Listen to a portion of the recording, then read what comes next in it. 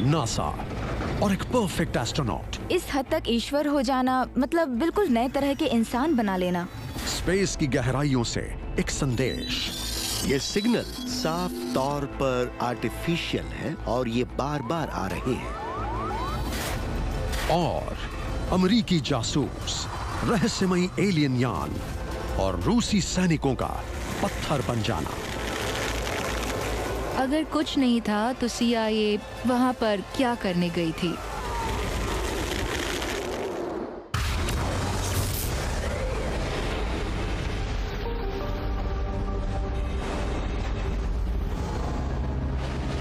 ये हैं NASA's unexplained files. धरती पर इंसान की औसत उम्र 80 साल है, पर स्पेस में इंसान की औसत उम्र है 15 सेकंड। करोड़ों डॉलर का स्पेस सूट ना पहना हो तो इंसान की त्वचा, मुंह और आंखें जल जाते हैं और फेफड़े फट जाते हैं। इंसानी शरीर स्पेस में रहने के लिए नहीं बना है, लेकिन हम इसे बदल सकें तो? अगर हम परफेक्ट एस्ट्रोनॉट तैयार कर सकें तो? शुरू से ही नासा सिर्फ स्पेसशिप्स को ही बेहतर नहीं बनाता आया है, एस्ट्रोनॉट्स को भी बेहतर करता रहा है। जीरो ग्रेविटी और स्पेस के रेडिएशन पार्टिकल्स हमारे शरीर की हालत खराब कर देते हैं, बेशक हम स्पेसक्राफ्ट में सुरक्षित ही क्यों ना हो। Doctor Toby Friedman North American aviation के मेडिकल डायरेक्टर थे, जो अमेरिकन स्पेस फ्लाइट प्रोग्राम पर काम कर रहे थे। उन्होंने एक जेनेटिकली मॉडिफाइड एस्ट्रोनॉट बनाने की बात रखी थी, जिसे उन्होंने ऑप्टिमैन नाम दिया था, जो स्पेस के मुश्किल हालात झेलने के काबिल हो। हमें ऐसे लोग चाहिए जिनकी आईसाइट बेहतरीन हो, जिनमें ताकत हो और जो बहुत ऊंचाई पर भी जिंदा रहते हुए सब काम अच्छे से कर सके। ऐसे लोगों को ढूंढकर उनकी तब तक सिलेक्टिव ब्रीडिंग की जाए जब तक खास कैपेबिलिटी वाले ऑप्टिमैन ना तैयार कर लिए जाएं। जैसे हॉर्स ट्रेनर रेस में जीतने वाले घोड़े को तैयार करता है, वैसे ही फ्रीडमैन के दिमाग में एस्ट्रोनॉट ब्रीडिंग प्रोग्राम था। मर्क्यूरी प्रोग्राम के समय से ही नासा फिजिकल और मेंटल स्ट्रेंथ के हिसाब से एस्ट्रोनॉट चुनता आया है, लेकिन सबसे फिट एस्ट्रोनॉट भी स्पेस ट्रैवल की मुश्किलें नहीं झेल पाते हैं। इंटरनेशनल स्पेस स्टेशन में 340 दिन बिताने का असर नेवी पायलट स्कॉट केली पर दिख रहा है। आउटर स्पेस में रहने की वजह से हड्डियां कुछ हद तक कमजोर हो जाती हैं। मसल्स ढीले पड़ जाते हैं, बोन डेंसिटी कम हो जाती है, वो सब दिक्कतें आने लगती हैं जो नहीं आनी चाहिए थी, और आप अंधे भी हो सकते हैं। अब तक नासा के सबसे ताकतवर एस्ट्रोनॉट रोबोट ही हैं, पर हम अब तक ये नहीं सोच पाए हैं कि ऐसा रोबोट कैसे बनाया जाए जिसमें इंसानों जैसी समझ, चतुराई, समय से आगे सोचने और हालात के हिसाब से खुद को ढालने की काबिलियत हो। मैनफ्रेड क्लाइंस और नेथन क्लाइन नामक दो साइंटिस्ट्स का कहना है कि उनके पास इसका सलूशन है। इंसान और मशीन को मिला दिया जाए। क्लाइंस और क्लाइन ने एक जर्नल में इंसानी शरीर को साइबरनेटिक्स की मदद से बेहतर बनाने के बारे में लिखा है, और ऐसे इंसान को साइबॉर्ग कहते हैं। साइबॉर्ग में बदला गया इंसान ना सिर्फ स्पेस यान की लंबी यात्रा को झेल पाएगा, बल्कि स्पेस में जिंदा रह सकेगा और दूसरे प्लैनेट्स पर बिना स्पेस सूट पहने घूम पाएगा। उनका कहना है कि अगर एस्ट्रोनॉट के मुंह और नाक को सील कर दिया जाए, डीकम्प्रेशन से बचने के लिए फेफड़ों को पिचका दिया जाए और लैब में बने सिंथेटिक ऑर्गन से ऑक्सीजन और न्यूट्रिएंट्स पहुंचाए जाएं, तो ऐसा हो सकता है। आइडिया ये था कि बिना स्पेस सूट के स्पेस में कहीं भी जा सकें। ये साइबॉर्ग एस्ट्रोनॉट जो आधा इंसान आधा रोबोट होगा, उन दिक्कतों को भी झेल लेगा जिन्हें सबसे फिट इंसान भी नहीं झेल पाता। इंसान और मशीन एक ही शरीर में, ये सोचना काफी इंटरेस्टिंग है। आंखों की जगह मशीनी आंखें, हड्डियों की जगह कुछ और मटेरियल, ताकि आपको कभी भी बोन डेंसिटी कम होने की फिक्र ही ना हो। ये नहीं कि ऐसा सचमुच हो सकता है, बल्कि ऐसा तो हो ही रहा है। लोगों को लैब में बने हाथ पैर सफलतापूर्वक लगाए जा रहे हैं, और जिस तरह से तरक्की हो रही है वो अद्भुत है, और इसमें नासा सबसे आगे है। लेकिन जब कोई चीज फैक्ट्री या वर्कशॉप से हजारों लाखों मील दूर हो, तब मशीनी हिस्सों को चलाना, ठीक रखना या बदलना आसान नहीं होता। अगर आपका कोई मशीनी हिस्सा काम करना बंद कर दे, तो आप जिंदा तो होंगे पर नाकारा हो चुके होंगे और धीरे धीरे एक दर्दनाक मौत की तरफ बढ़ते जाएंगे। मैं तो हमेशा से ही एस्ट्रोनॉट बनना चाहता हूँ, पर इस तरह का नहीं। इस सेल में मशीन और इंसान को मिलाना छोड़िए, जाने माने बायोकेमिस्ट क्रेग वेंटर तो इंसानों को दूसरे जीवों के साथ मिलाने की बात करते हैं। क्या नासा जेनेटिक इंजीनियरिंग को अपनाकर एस्ट्रोनॉट्स की नई ब्रीड तैयार करेगा? वेंटर का कहना है कि हमें जो ट्रेड्स नेचर से नहीं मिले, हम उन्हें अपना डीएनए बदलकर हासिल कर सकते हैं, ताकि हम स्पेस ट्रैवल के लायक बन सकें। वेंटर एक ऐसे सेंटर के हेड हैं जहां साइंटिस्ट अलग अलग डीएनए मिलाकर कमाल के नतीजे हासिल कर रहे हैं। उन्होंने यहां अंधेरे में चमकने वाली बिल्लियां, चमकदार मछलियां और स्पाइडर सिल्क बनाने वाली बकरियां तैयार कर ली हैं। वेंटर चाहते हैं कि नासा अपने एस्ट्रोनॉट्स में दूसरे जीवों के जीन्स डालकर ह्यूमन हाइब्रिड तैयार करें। अगर सेल रिपेयर मैकेनिज्म को तेज किया जा सके तो हम खुद को आउटर स्पेस में जिंदा रहने के ज्यादा काबिल बना पाएंगे। एक हाइब्रिड एस्ट्रोनॉट में हड्डियां बनाने वाले जीन्स डाले जा सकते हैं, जो उसे कुदरती तौर पर रेडिएशन से बचाएंगे। हम अपने शरीर का ढांचा भी बदल सकते हैं। आउटर स्पेस में टांगों की जरूरत ना के बराबर है। अगर हम हमारे पैर हाथों जैसे बना ले तो फिर हमारे पास टूल्स पकड़ने के लिए 20 उंगलियां होंगी। इस हद तक ईश्वर बन जाना मतलब बिल्कुल नए तरह के इंसान बना लेना। पता नहीं हमारा क्या होगा। इंसान के डीएनए को बदलने पर फिलहाल अमेरिका में रोक है, पर चीन को कोई फर्क नहीं पड़ता। 2018 में चीनी साइंटिस्ट्स ने घोषणा की कि उन्होंने डिजाइनर बेबी तैयार कर लिया है। देखिए, आप एक एम्ब्रियो से कुछ नया तैयार कर लेते हैं और आपकी कोशिश आखिरकार एक सुपर ह्यूमन बनाने की है, तो सच ये है कि आप सुपर विलन बनाने जा रहे हैं। चीन स्पेस में लंबी छलांग लगा रहा है और नैतिकता का सवाल अमेरिका को सुपर ह्यूमन एस्ट्रोनॉट बनाने की रेस में शामिल होने से रोक सकता है। अमेरिका के लिए सबसे बड़ा खतरा चीन है और मैं ये समझता हूँ कि नासा इसमें पिछड़ रही है। इसी वजह से शायद चीन को हमें आंखें दिखाने का मौका मिल गया है। इसमें उस हद तक जाने का पोटेंशियल है जहां हम शायद एक अलग किस्म के इंसान बन जाएं। जनवरी 2017, CIA headquarters Langley, Virginia. American intelligence के हाथ लगी KGB की 250 पेज की एक कॉन्फिडेंशियल फाइल सबके सामने लाई गई। फाइल में साइबेरिया के खाली मैदानों में एक जंग का जिक्र है, लेकिन अगर रशिया की बात पर यकीन करें तो ये कोई आम जंग नहीं थी। इसके मुताबिक सैनिक साइबेरिया से गुजर रहे थे और तभी उनका सामना एक अनआइडेंटिफाइड फ्लाइंग ऑब्जेक्ट UFO से हुआ।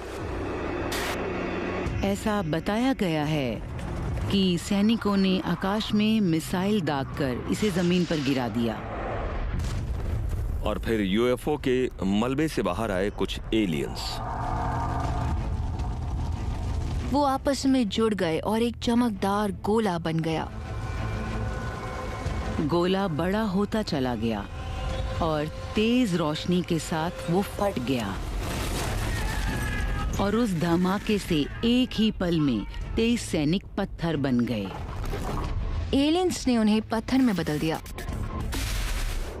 ये सब उन सैनिकों ने देखा जो पेड़ों के पीछे छुप गए थे, इसलिए उन पर उस मौत की रोशनी का असर नहीं हुआ। कोई ऐसी चीज जो जिंदा शरीर को पत्थर में बदल दे, ऐसी चीज हमने आज तक ना कभी देखी है, ना ही इसके बारे में हमने सुना है।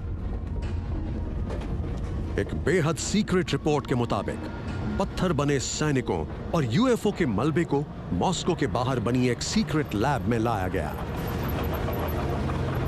रशियन साइंटिस्ट्स ने बताया कि सैनिक लाइमस्टोन जैसी किसी चीज में बदल गए थे।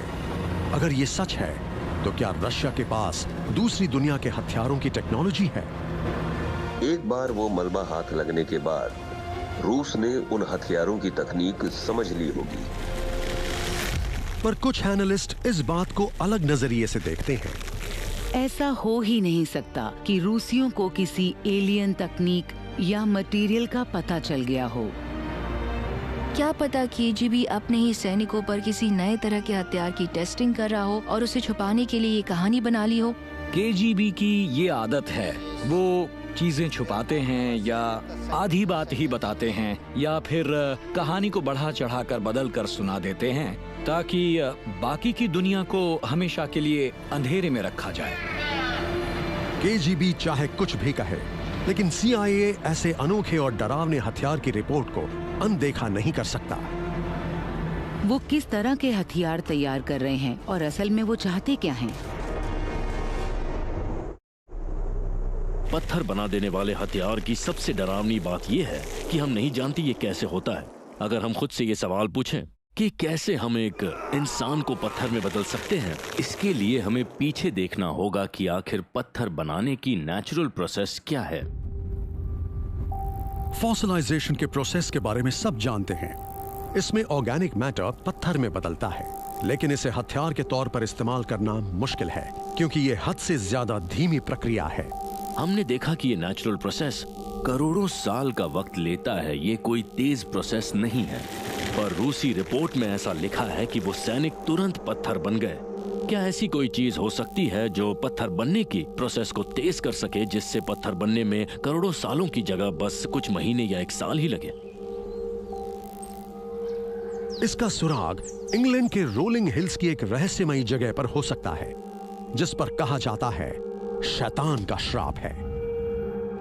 अगर आपको कोई चीज अपनी आंखों के सामने पत्थर बनते देखनी है तो इस जगह पर हुआ ये नॉर्दर्न इंग्लैंड की पेट्रीफाइंग वेल। सैकड़ों सालों से यहाँ के लोग इस डर में जी रहे हैं कि कुएं के पानी को छुआ तो वो पत्थर बन जाएंगे। अगर हम बहते पानी में कुछ डालें तो उस पर 1 या 2 महीने के अंदर ही पत्थर के कण जमा हो जाते हैं, वैसे ही जैसे लॉर्ड ऑफ द रिंग्स में हुआ था। पत्थर जमा होने की ये मैजिकल प्रक्रिया सभी चीजों के लिए बराबर है, चाहे वो मरा हुआ जानवर हो, बाइसिकल हो या जॉन वेन का हैट। तो इसका मतलब यदि हमें पत्थर बनना है तो हमें झरने के नीचे काफी देर तक बस खड़ा होना होगा। हालांकि ये प्रक्रिया फॉसिलाइजेशन के मुकाबले तेज है, लेकिन साइबेरिया में सैनिकों के पत्थर बनने जितनी तेज नहीं है। इन चीजों पर पत्थर की परत जमती है, अंदर से ये पहले जैसे ही रहते हैं, तो ये केवल एनक्रस्टेशन है। वो सैनिक तो अंदर बाहर पूरी तरह से पत्थर बन गए थे।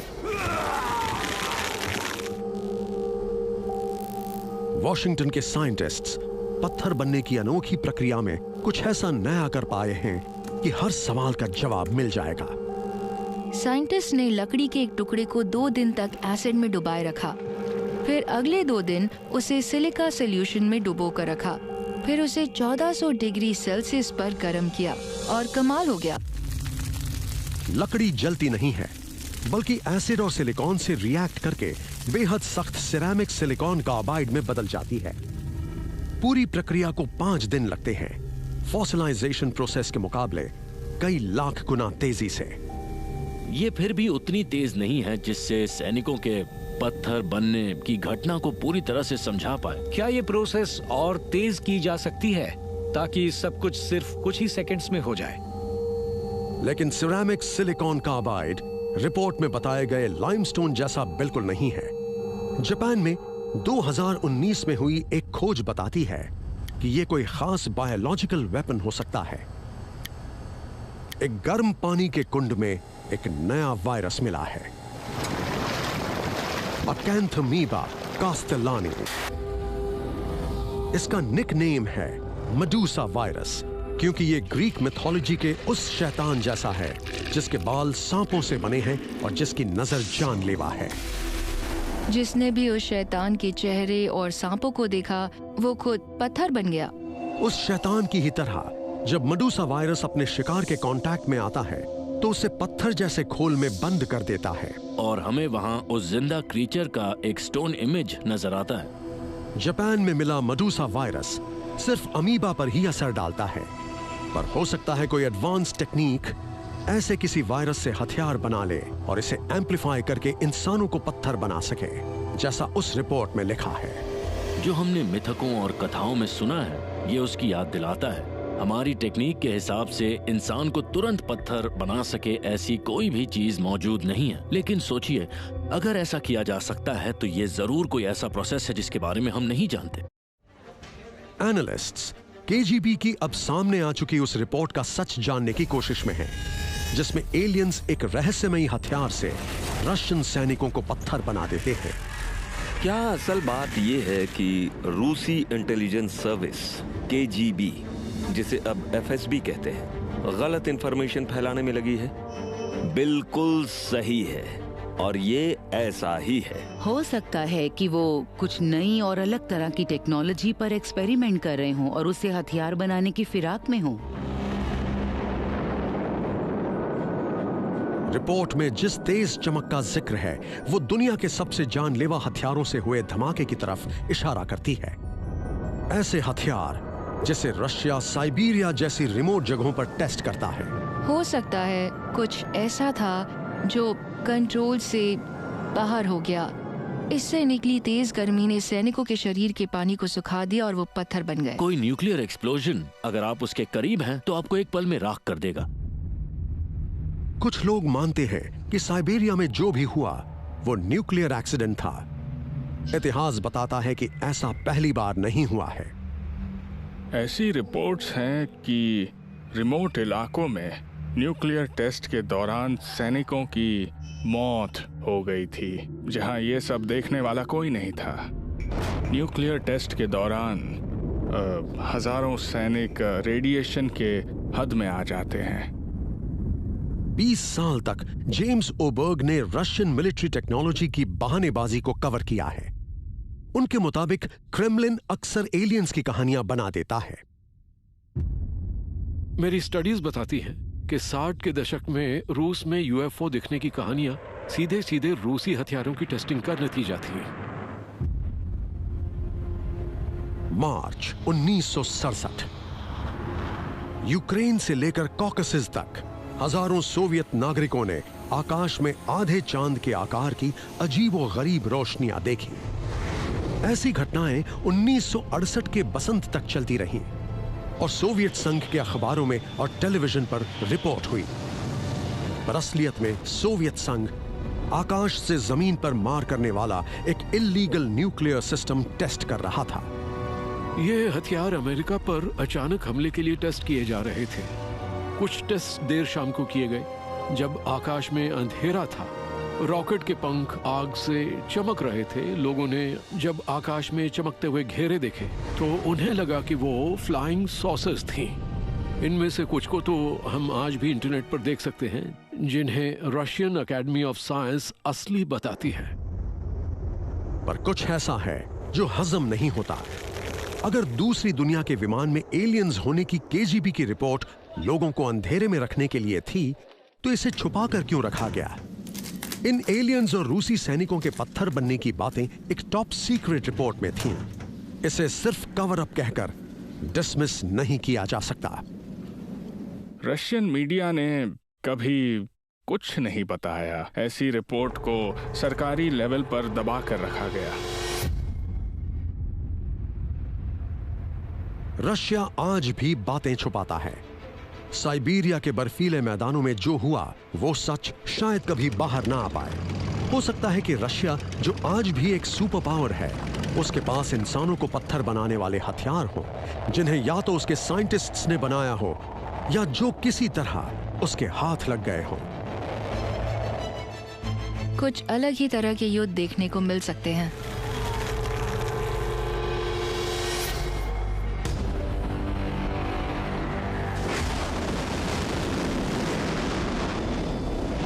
जनवरी 2019, चीन ने इतिहास रचा है। पहली बार एक रोवर चांद की दूसरी तरफ उतरा है। ये चीनी स्पेस साइंस की जीत है या चोरी की गई अमेरिकन स्पेस साइंस की? लगता है चीन के जासूस हर तरफ हैं। उनके जासूस हर बड़े शहर में, हर मिलिट्री बेस के आसपास हैं और उनके जासूस नासा में भी मौजूद हैं। पहले इस खेल में अमेरिका और रशिया दो ही खिलाड़ी थे। स्पेस में पहला एस्ट्रोनॉट भेजने के 16 साल में ही चीन इन दोनों से आगे निकल गया। चीन बड़े ही जोर शोर से स्पेस में कदम बढ़ाने में लगा हुआ है। जब आप दुनिया को अपने आगे झुकाना चाहते हैं तो आप स्पेस को जीतने निकलते हैं, और चीन यही कर रहा है। ये सब कुछ कब हो गया, कुछ पता ही नहीं चला। जब आप देखते हैं कि तरक्की इतनी तेजी से हो रही है तो सोचने लगते हैं कि ये कैसे हुआ होगा, और तब आपको फिक्र होने लगती है। चीन ने स्पेस में ऐसी लंबी छलांगे ईमानदारी से नहीं लगाई हैं। वो अपने विरोधियों के यहाँ से चोरी करता रहा है, और उसका बड़ा निशाना अमेरिकन स्पेस प्रोग्राम है। ये भी शक है कि चीन का कोई जासूस अमेरिकन स्पेस प्रोग्राम में काम करता है। अमेरिका को इसका पता लगाकर सब सही करना होगा।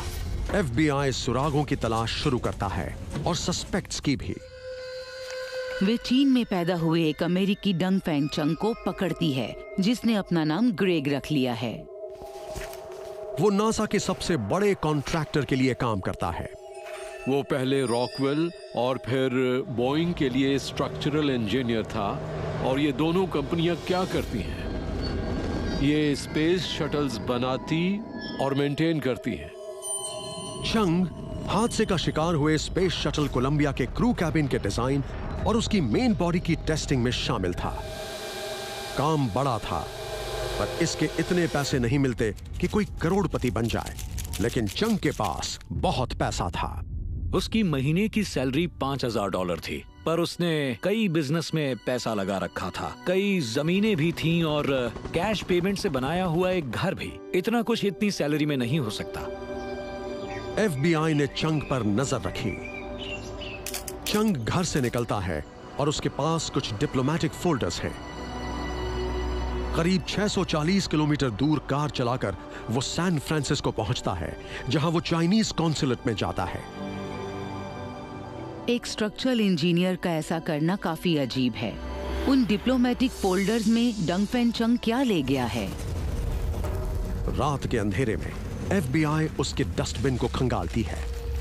उन्हें चीनी भाषा के अखबारों के बीच छुपाए गए रॉकवेल और बोइंग के बेहद सेंसिटिव टेक्नोलॉजिकल डॉक्यूमेंट्स मिलते हैं। ये काफी अजीब बात है। इन डॉक्यूमेंट्स पर कहीं OV तो कहीं STS लिखा है, मतलब ऑर्बिटिंग व्हीकल और स्पेस ट्रांसपोर्टेशन सिस्टम। ये शटल टेक्नोलॉजी है। FBI अगला कदम उठाती है।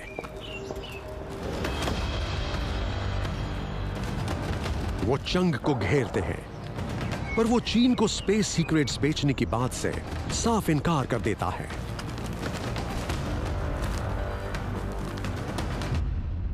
FBI जानती है कि उन्हें चंग से सब उगलवाना पड़ेगा। जांच टीम के हाथ एक सबूत लगता है। चीन के एक टॉप एविएशन ऑफिशियल का चंग के नाम एक लेटर। इसमें लिखा है कि चीन धरती के चक्कर काटने वाला स्पेस स्टेशन बनाना चाहता है, और चंग से इस बारे में टेक्नोलॉजिकल इंफॉर्मेशन इकट्ठा करने की उम्मीद की गई है। पर ये अमेरिका है।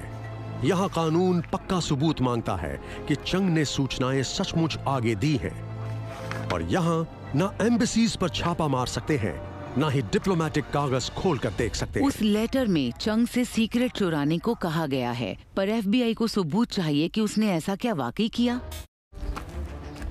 FBI सस्पेक्टेड चीनी जासूस ग्रेग चंग के घर की तलाशी लेती है।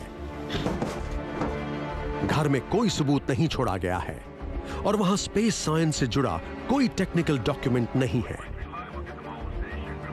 घर के अंदर तो उन्हें कुछ नहीं मिला, पर घर के नीचे जरूर कुछ मिल जाता है। घर के पिछले हिस्से में डेक के नीचे उन्हें एक सीक्रेट दरवाजा मिलता है, जो मकान के नीचे बने सीक्रेट कमरे तक जाता है। वहां उन्हें जो मिलता है उससे पूरी तस्वीर बदल जाती है। फर्श से छत तक जाती अलमारियों में डॉक्यूमेंट्स भरे पड़े हैं। घर के नीचे उस तंग जगह से 2.5 लाख से ज्यादा डॉक्यूमेंट मिले, और ये बहुत ही बड़ी संख्या थी। डॉक्यूमेंट्स के इस ढेर में इंसान को स्पेस में भेजने के लिए डेल्टा 4 बूस्टर रॉकेट समेत अमेरिका की कुछ सबसे सीक्रेट टेक्नोलॉजी की जानकारियां थीं।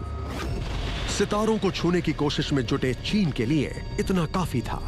इन जानकारियों में space shuttle system, rocket technology, military hardware सब कुछ था और चंग ये सब कुछ 30 साल से कर रहा था। FBI आखिरकार चंग को अरेस्ट करती है और उस पर मुकदमा चलता है। पता चलता है कि वो तब तक चीनी सरकार से $30 लाख ले चुका था। चंग इकोनॉमिक एस्पियोनेज एक्ट के तहत अपराधी घोषित होने वाला पहला अमेरिकी है और FBI के लिए ये बड़ी सफलता है। चंग को 15 साल की जेल हुई, पर उसकी धोखेबाजी ने चीन को शायद स्पेस की दौड़ में आगे कर दिया। ये जीत तो थी मगर खोखली थी, क्योंकि नुकसान हो चुका था और चंग के कारनामों से चीन काफी फायदा उठा चुका था। ऐसा लगता है कि चीन अमेरिका से पहले स्पेस में कोई माइलस्टोन हासिल कर लेगा। ऐसा पहले भी हुआ था जब रूस ने स्पेस में स्पुतनिक भेजा था।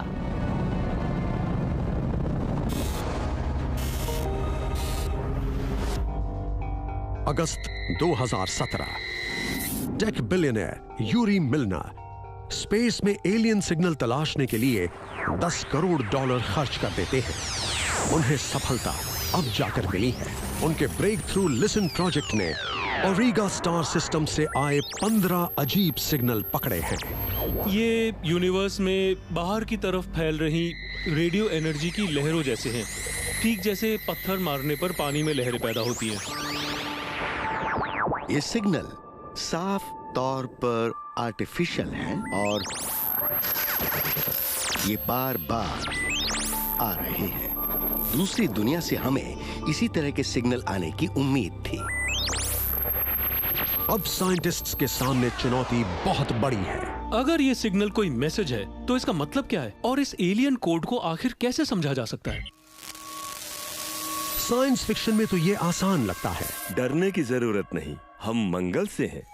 फिल्मों में तो एलियंस बड़ी ही क्लासिकल इंग्लिश बोलते हैं। मैं तो समझता हूँ शायद मेरे दोस्तों से भी अच्छी इंग्लिश, लेकिन असलियत में ऐसा होने के चांसेस नहीं है। वो इंग्लिश में बात नहीं करेंगे। उस रहस्यमयी रेडियो सिग्नल में क्या संदेश छुपा है, ये दुनिया की किसी भी भाषा को डिकोड करने से कहीं ज्यादा मुश्किल है। एलियन संदेशों को पकड़ते वक्त हमें तैयार रहना होगा, सिर्फ इंग्लिश के एलियन वर्जन के लिए नहीं, बल्कि बिल्कुल अलग तरह या अलग लेवल के साउंड्स, स्मेल्स, सिंबल्स या कलर्स के लिए जिन्हें एलियंस इस्तेमाल करते होंगे। एलियंस हमसे कैसे बात करेंगे, ये समझने की तरफ पहला कदम बढ़ाते हुए नासा करोड़ों डॉलर इस रिसर्च में लगा रही है कि एनिमल्स कैसे इंफॉर्मेशन लेते हैं और आगे पास करते हैं। धरती पर भी एनिमल्स हमारे मुकाबले बिल्कुल अलग तरह से कम्युनिकेट करते हैं। चमगादड़ों को ही देखिए, अगर हम उनकी एक इंटेलिजेंट ब्रीड बना सकें तो वो सोनार के जरिए हमसे बात करेंगी। पक्षियों की एक किस्म है जो मेलोडी के जरिए कम्युनिकेट करेगी। या कुत्तों को देखिए, वो स्मेल के हिसाब से सोचते हैं। हजारों तरह की स्मेल्स उनके दिमाग में आती जाती रहती हैं, तो वो कम्युनिकेट भी उसी से करेंगे। नासा ने ज्यादा पैसा डॉल्फिन से कम्युनिकेट करने की कोशिश में लगाया है, क्योंकि धरती पर इंटेलिजेंट एलियंस जैसी बस डॉल्फिन्स ही हैं। डॉल्फिन्स जमीन पर नहीं रहती, ये पानी में रहने वाले जीव हैं, लेकिन ये बेहद इंटेलिजेंट होती हैं। 3 डॉल्फिन्स, जिनमें तेज दिमाग वाली पीटर भी है, इन्हें कैरिबियन में पानी के नीचे बनी एक स्पेशल लैब में लाया गया है। शायद एक दिन हम समझ पाए कि ये क्या बोलती हैं। उम्मीद इतनी ज्यादा थी कि यहाँ के साइंटिस्ट्स ने खुद को ऑर्डर ऑफ द डॉल्फिन्स नाम दे दिया। उनका मानना था कि डॉल्फिन्स को एक दिन यूएन में भागीदारी मिलेगी और वो दुनिया भर की डॉल्फिन्स को रिप्रेजेंट करेंगी और शायद दुनिया के कामकाज में हिस्सा भी लेंगी। 23 साल की मार्गरेट होव अपनी मर्जी से टीम का हिस्सा बनी। उनका ज्यादा इंटरेस्ट पीटर नाम की यंग मेल डॉल्फिन में था। यहाँ तक कि वो तो 24 घंटे टैंक के अंदर रहने लगी और उसका डेस्क छत से लटकता था ताकि कागज गीले ना हो जाएं। मार्गरेट का एक लक्ष्य ये था कि पीटर एक दिन उसे नाम लेकर बुलाए। वो हर रोज पीटर के सामने हेलो मार्गरेट कहती, ये सोचकर कि वो भी उसकी नकल करने लगेगा। पर 3 साल बीत गए और नतीजा कुछ नहीं निकला। अगर अपना मुंह पानी के आधा बाहर निकालकर पीटर कुछ कहना चाहे, जैसे हेलो मार्गरेट, पर क्या पीटर इसका मतलब समझता है, ये हम नहीं जानते। टीम को समझ में आया कि अलग अलग स्पीशीज के बीच कम्युनिकेशन नहीं हो सकती, इसलिए एलियन से मिले सिग्नल्स को समझ पाना भी इम्पॉसिबल लगता है। एलियंस कभी भी अच्छी इंग्लिश या दूसरी कोई भाषा नहीं बोल पाएंगे, ये उनके ब्रेन स्ट्रक्चर में ही नहीं है। अगर हम डॉल्फिन से बात नहीं कर पाए, जो कि बायोलॉजिकली हमारे जैसे ही हैं, तो इस बात का क्या चांस है कि हम दूसरे एलियन से बात कर पाएंगे। कुछ साइंटिस्ट्स को उम्मीद है कि बाहरी स्टार सिस्टम से आए कोडेड सिग्नल को समझने का एक तरीका हो सकता है। मैथमेटिक्स और फिजिक्स अंतरिक्ष की यूनिवर्सल लैंग्वेज है। जो इंजीनियर दूसरे प्लैनेट्स पर रेडियो टेलीस्कोप बनाते होंगे, उन्हें थोड़ा बहुत मैथ्स और फिजिक्स तो आता ही होगा, और यही लैंग्वेज हमारी यूनिवर्सल लैंग्वेज है। दूसरी कल्चर के लोग अगर मैथ्स जानते हैं तो उन्हें मैथ्स के जरिए कुछ समझाना आसान है। बेशक वो 1 लिखने के लिए लाइन या 0 के लिए गोल नहीं खींचते होंगे, पर इनके लिए उनके अपने संकेत तो होंगे, या शायद ऑन या ऑफ।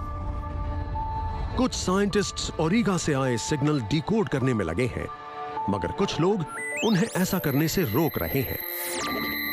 जो भी ये सिग्नल भेज रहा है वो बहुत पावरफुल है। 2018 एस्ट्रोफिजिसिस्ट जॉन लर्नट के रिसर्च पेपर में यह चेतावनी है कि ब्रेक थ्रू लिसन की तरह पिकअप किए गए एलियन सिग्नल एक हाय हेलो की बजाय धरती पर एलियन का हमला हो सकते हैं। ये सिविलाइजेशन हम तक पहुंचकर क्या ये जानना चाहती है कि क्या वो यूनिवर्स में कहीं अकेली तो नहीं, या वो हमसे कुछ चाहती है। हो सकता है किसी एडवांस्ड सिविलाइजेशन ने ये रेडियो सिग्नल ये कहने के लिए बनाया हो कि हे, हम भी यहाँ हैं। या फिर क्या ये सिग्नल मछली के चारे जैसा है? क्या हम धरतीवासी उनके शिकार हैं? हो सकता है वो हमें पकड़ने के इंतजार में बैठे हों। पूरे एनिमल किंगडम में हर शिकारी यही चाल अपनाता है। एक मोटी सी भद्दी सी मछली है, एंगलर फिश, पर इसके दांत बहुत अनोखे होते हैं। इस पर एक चमकीला एंटीना लगा होता है जो इस तरह हिलता है और शिकार फंसाने का काम करता है। जो भी जीव एंटेना की तरफ खींचे आते हैं, उन्हें ये मछली अपने मजबूत जबड़ों में फंसा लेती है। शायद एलियन सिग्नल का मकसद भी यही हो। अगर वो हमसे ज्यादा एडवांस्ड हैं तो संभल कर चलना होगा। हम उनके लिए कीड़े मकोड़े हो सकते हैं, या क्या पता शायद उनका लंच भी। सिग्नल को खोलना भी खतरनाक हो सकता है, क्या पता ये कोई सुपर वेपन हो। एक बेहद इंटेलिजेंट और सुपीरियर सिविलाइजेशन हमें मैसेज की शक्ल में कोई इंटेलिजेंट वायरस भेज सकती है, जो शायद अपना रूप बदलकर धरती पर सब कुछ कंट्रोल करने लगे। लर्नट की चेतावनी है कि एलियन सिग्नल हमारे कंप्यूटर्स को बंद करके हमारी टेक्नोलॉजी को खत्म कर सकता है। और भी बुरा ये कि वो लोग हमारी लैब्स और फैक्ट्रीज को हाईजैक करके धरती पर एलियन सिविलाइजेशन तैयार करने लगेंगे। ये एक प्रोग्राम की तरह होगा जो डाउनलोड किया जाए और वो खुलेगा और बाकी चीजों को रेप्लिकेट करने लगेगा। मेरी नजर में अपनी स्पीशीज को मल्टीप्लाई करने का ये सबसे अच्छा तरीका है। ब्रेक थ्रू लिसन सिग्नल अभी तक ना समझ आया है, ना डिकोड हुआ है। बहुत से लोग मानते हैं कि इसे इसके हाल पर ही छोड़ देना चाहिए। अगर हमें एलियन सिग्नल मिलता है और हम उसे डिकोड करते हैं तो ये हमें बर्बाद कर सकता है, और जब तक हमें कुछ पता चलेगा चीजें हाथ से निकल चुकी होंगी।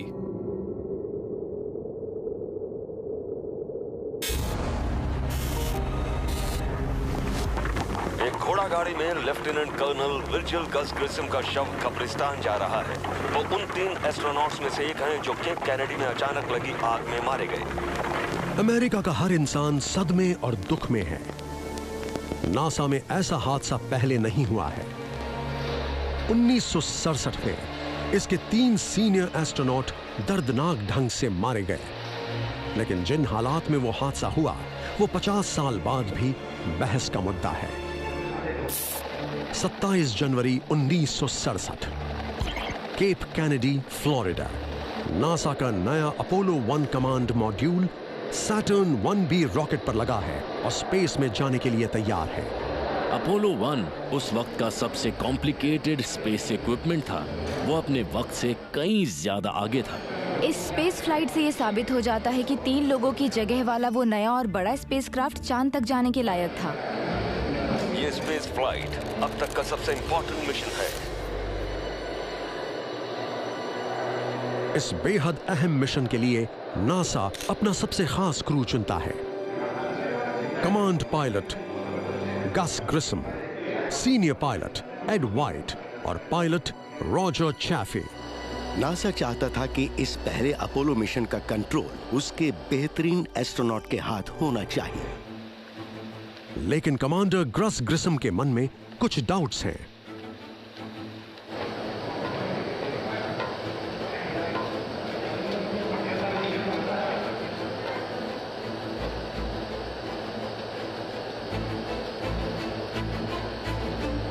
मुझे लगता है गस समझ पा रहे थे कि उस कैप्सूल पर अभी और काम होना बाकी था और वो इस बात से खुश नहीं थे। गस ग्रिसम एक वॉर हीरो थे जो कोरिया में फाइटर प्लेन उड़ा चुके थे। 40 साल के गस मेहनत करके बाकी एस्ट्रोनॉट से आगे निकल गए। स्पेस में जाने वाले वो दूसरे अमेरिकन थे। उन्हें आगे भी बहुत कुछ करना था। अगर अपोलो 1 सफल होता तो हम नील आर्मस्ट्रॉन्ग को नहीं बल्कि गस ग्रिसम को याद करते। लॉन्च की तारीख से 1 महीना पहले क्रू फुल सिस्टम चेक के लिए क्राफ्ट में जाता है। वो कैबिन में है, दरवाजा बंद हो चुका है और वो बाहर की दुनिया से कट चुके हैं। एक्चुअल मिशन जैसे हालात पैदा करने के लिए कैबिन में ऑक्सीजन भरी जाती है। कॉकपिट में आग लग गई है। आग पकड़ने वाली चीजों से कैबिन भरा हुआ था। क्रू के स्पेस सूट भी आग पकड़ लेते हैं। प्योर ऑक्सीजन थी वो, इसमें तो हमारी स्किन भी जल जाएगी।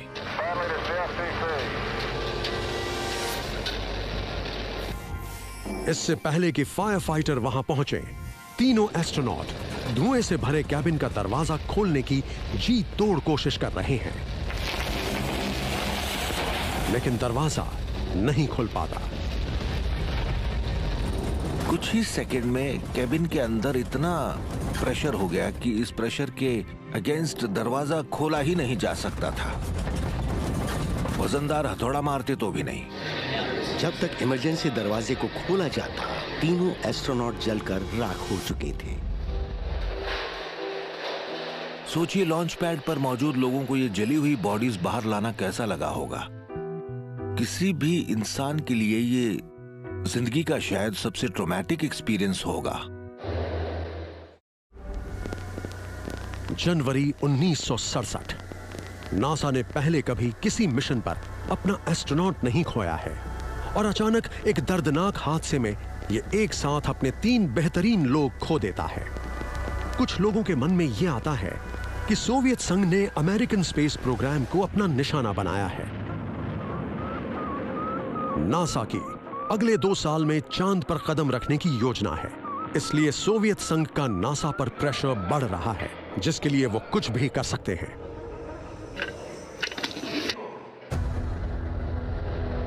जब भी एस्ट्रोनॉट्स के साथ कोई जानलेवा हादसा होता है, तब यही माना जाता है कि ये हादसा नहीं है, ऐसा किसी ने जानबूझकर किया है और इसके पीछे रूस ही होगा, क्योंकि अमेरिका से उसका मुकाबला है और वो इसे आगे बढ़ते नहीं देख सकता।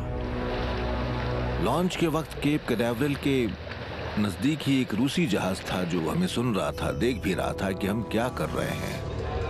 लेकिन एक व्यक्ति ये मानता है कि इस घटना के पीछे कोई अपना ही है और वो उस सच को सामने लाकर रहेगा। थॉमस बैरन वहां क्वालिटी कंट्रोल इंजीनियर थे। उन्होंने 500 पेज की एक रिपोर्ट लिखी जिसमें उन्होंने इस प्रोजेक्ट पर सवाल उठाए। बैरन का दावा है कि उन्होंने खुद मैन्युफैक्चरिंग प्रॉब्लम्स देखी थी और अपोलो 1 एक मौत का फंदा ही था। रिपोर्ट फाइल करने से पहले बैरन ने नासा को बताया था कि लॉन्च पैड पर इरेगुलरिटीज थीं और सब काम गलत हो रहा था।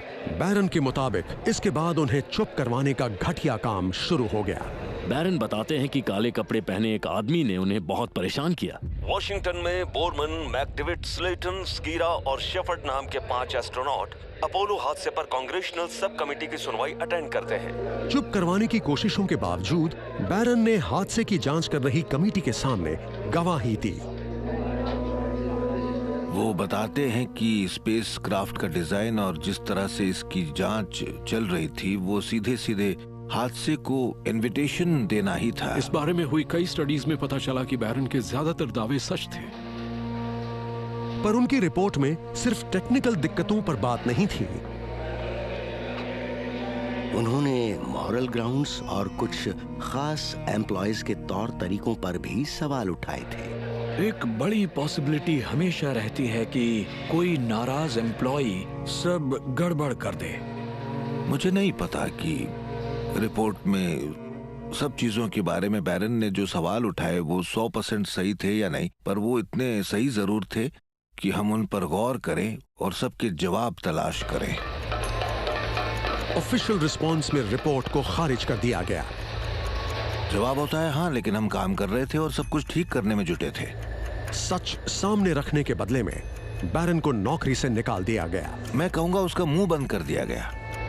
6 दिन बाद बैरन की मौत हो गई। वो, उसकी पत्नी और 2 बच्चे टाइटसविल की ट्रेन क्रॉसिंग पर मारे गए। सरकार ने कहा कि ये एक हादसा है। वो कार में रेलवे क्रॉसिंग पर थे और दूसरी तरफ से ट्रेन आ गई। लेकिन कई लोग मानते हैं कि गवाही देने के कुछ ही दिन बाद बैरन की मौत हो जाना सवाल खड़े करता है। सवाल ये भी है कि क्या ये घटना स्पेस प्रोग्राम के क्रिटिक्स की आवाज को दबाने की ओर इशारा करती है। 3 महीने की गहन जांच के बाद नासा ने कहा कि अपोलो 1 में किसी ने जानबूझकर गड़बड़ नहीं की थी, बल्कि उसमें आग लग जाना एक एक्सीडेंट था।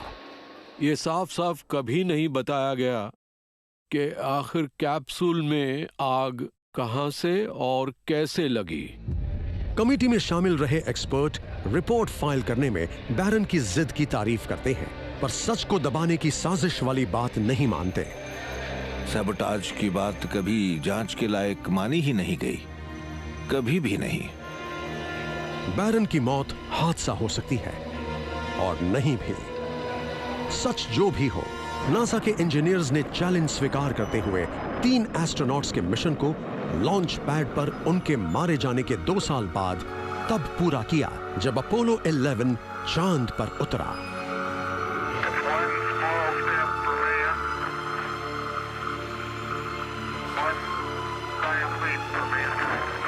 जब आर्मस्ट्रॉन्ग आखिरकार चांद पर उतरे तो उन्होंने मारे गए एस्ट्रोनॉट्स की याद में अपोलो 1 का एक टुकड़ा वहां पर रखा और वो आज भी वहीं है।